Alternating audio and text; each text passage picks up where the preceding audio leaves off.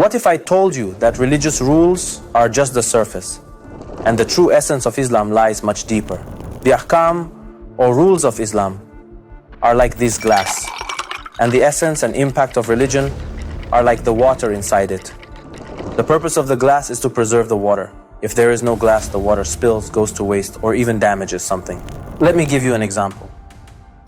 Imagine you are praying, and during prostration, instead of touching your forehead to the prayer soil once, you accidentally touch it twice. According to Islamic law, you should follow the correct procedure. But what if you make this small mistake? Will Allah still accept your prayer? Yes, because Allah is the most merciful. However, if this mistake becomes a habit, it creates a problem. One person might touch the prayer soil once, another might touch it 4 times, and soon the original practice gets distorted. This was the criticism of Prophet Jesus, peace be upon him, against the Pharisee rabbis, and said, "You have become so obsessed with religious rulings that you are missing the very purpose of religion."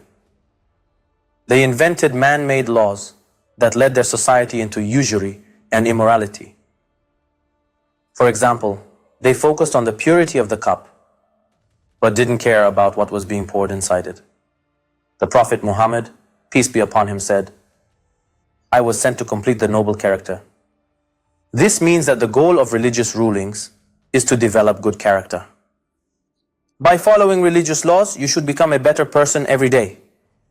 But sometimes we lose sight of the path. If religion was only about detailed laws, then Imam Hussain, peace be upon him, could have used rulings to avoid going to Karbala.